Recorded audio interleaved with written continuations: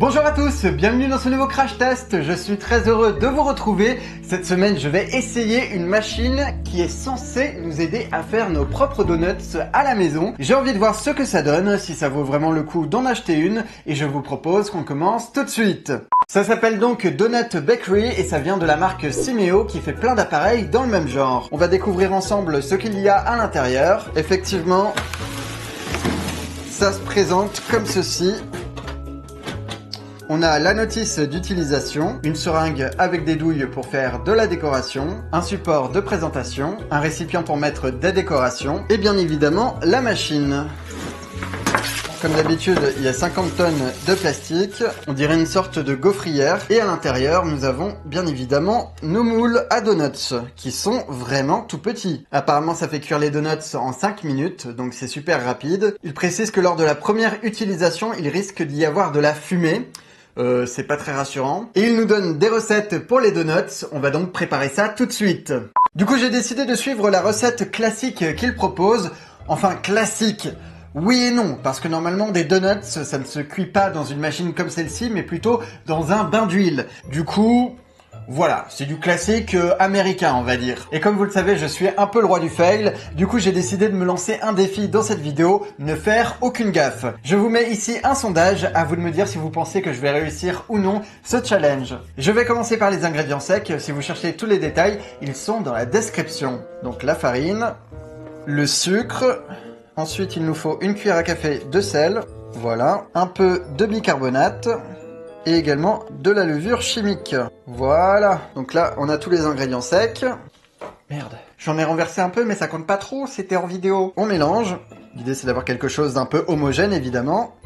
Parfait. Maintenant, on passe aux ingrédients liquides. On va casser un œuf. Je vais le battre légèrement. On ajoute de l'huile et le lait.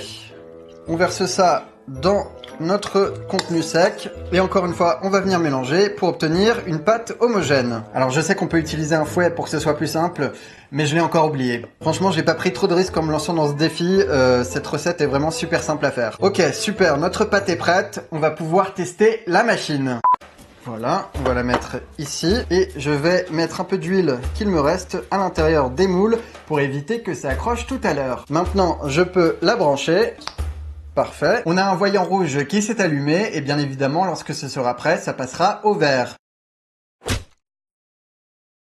Ok, a priori c'est bon, maintenant on va remplir les moules. Pour cela, je vais prendre ma pâte avec un doseur américain et on va la mettre à l'intérieur. Pour les remplir, c'est pas évident, je sais pas s'il y a une technique particulière. Ok. Va falloir que je me dépêche parce que ça commence déjà à cuire. Allez, allez, allez, allez, allez. Voilà, parfait. Non, mais il faut que je rajoute de la pâte par ici, hein. Ça va le... Oh non, j'en ai renversé. Oh non, j'avais dit que je ferais pas de fail. Comment je fais pour me débarrasser de ça? La pâte qui est en trop là. Ah ouais, non, c'est n'importe quoi. Oh là là, bon. Voilà, allez, on va dire que c'est bon. Et du coup, je referme. Et donc, je vais mettre un petit minuteur de 5 minutes. C'est parti. Le voyant vert a disparu. Qu'est-ce que ça signifie? Mais attendez, c'est une blague.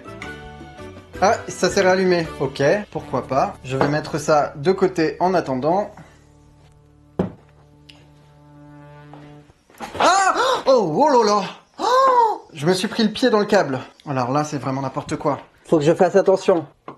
Mais c'est une blague. Genre vraiment, dans cette vidéo, je me suis dit, je ne vais faire aucune bêtise et j'arrive quand même à en faire. C'est plus fort que moi. 3, 2, 1... Parfait. Alors, est-ce qu'on a réussi nos donuts? Telle est la question. Ouais! Oh, c'est chaud, pardon. Ok, ça a l'air pas mal, sauf qu'il n'y a pas de trou au milieu, donc je crois que j'ai mis trop de pâte. Je vais essayer de les récupérer avec la spatule en bois. Ça se décolle ultra facilement. Franchement, c'est pas mal. Bon, écoutez, je vais faire une deuxième tournée et je vous retrouve dans quelques instants pour le glaçage. Pendant que les donuts se refroidissent, je vais m'occuper du glaçage et je vais essayer d'en faire dans le thème d'Halloween. J'ai vu des idées sympas sur internet, donc on va essayer de reproduire ça. On va commencer par le sucre glace. Maintenant, il va nous falloir du blanc d'œuf, mais pas trop non plus. Un peu de jus de citron et on vient mélanger. Et maintenant, je vais venir colorer tout ça avec de l'orange, du violet et du rouge. Normalement, il n'y en a pas besoin beaucoup. Regardez, la couleur est vachement puissante.